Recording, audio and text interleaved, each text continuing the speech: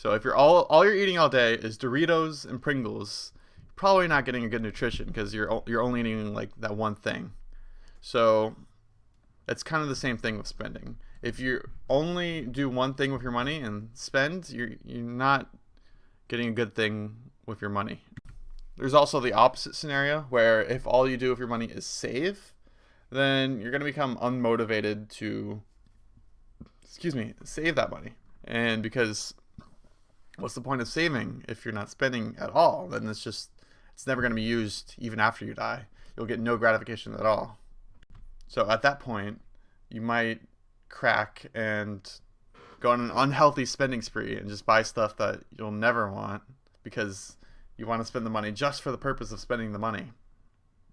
There's also the opposite scenario where if you spend all your money, you will not have any money in case of emergencies or if you want to retire, and you're doomed for failure in that case, because if you don't have any money and you need to retire, then you're going to have to depend on, well, anyone to give you the money, like your kids if you have them, and if you don't have any money when you retire, you'll have to depend on the government, and who knows the future if the government will even give like money for retirement at that point in time.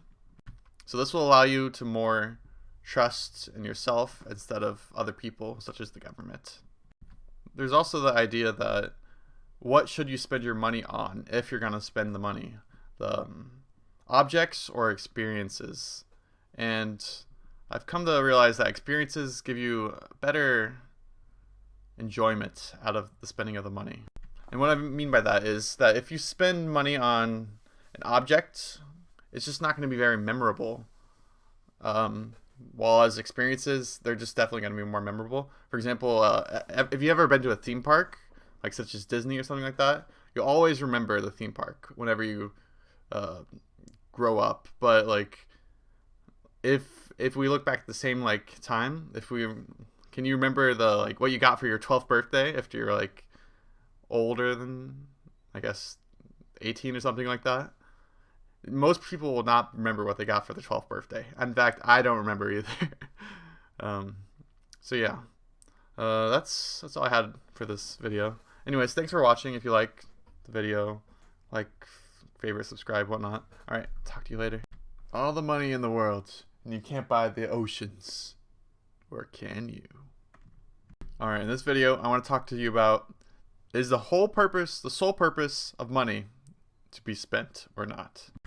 This idea came from a friend. He has, let's call him Jack. He has this idea that, or this mentality that the whole purpose of money is to be spent as soon as you have it, and there's not really a point of just keeping it around. You need to spend the money, or it's just sitting there not doing anything. So I'm here to tell you some reasons why money doesn't always have to be spent. It can also be used for security. So just having money, just having it somewhere can provide security for you, like mentally, even though that money might not be used until like 50 years from now or hundreds of years from now, when your children, your grandchildren, your great-grandchildren might use that money. But it'll provide security for you that it'll be useful later for you.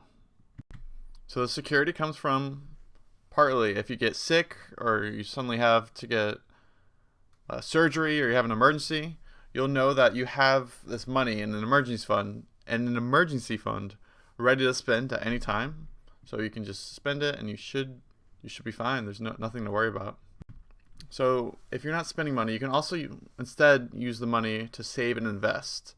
So money like $1,000 right now, if it, maybe invest it like at 6% a year, something like stock market or index funds or whatever, that can grow like exponentially each year, and then you'll have a lot more for later on. Though then again, the value of money goes down per each year by like 2% anyways. So I guess you could argue that if you spend it now, then it won't go down in value, which could be true if you don't invest it at all. You just let it sit there, which, yeah, I guess that could be a good claim. Why, if you're just going to let it sit there, just might as well spend it. So there's also the idea that instead of spending money, you could use this ideology of delaying gratification. So in spending terms, this will mean that you kind of just wait to spend the money until you really, really need it or want it. So you delay that gratification, and this skill can be a very useful skill to have in life. So this skill will allow you to not be so focused on the new iPhone 20 that just came out that you really need to get, that has the same features as the last 10 iPhones before it, but you really need it because you want to impress your friends and whatnot. But people are going to buy it anyways because it has the same name, or it has the iPhone name, or the luxurious iPhone name that people want, so they'll buy it. But if you delay the gratification, you'll not need to want it until, I guess, you really need it. So someone who spends all the money that they make immediately is unhealthy, and it's because you're basically living paycheck to paycheck. If you spend everything you get immediately, that is the definition of paycheck to paycheck. So it makes you crave the next paycheck so that you can buy the new shiny iPhone or the new shiny car that you want so much, or make payments on it because you're immediately spending all that money on the payments for the new shiny car or iPhone.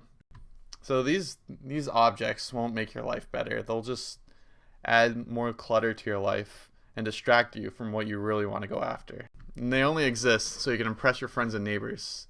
So that's kind of one of the reasons why you shouldn't always spend your money. You should really focus on what you really want to go after instead of spending it. So spending is kind of like nutrition. You need variety to have a healthy balance. So in nutrition, they always say, like nutritionists always say, I mean, I guess I would know. I only took one nutrition class, but in college. But people always say to get a good nutrition, you need to eat a good variety of foods. That's how you get a good nutrition.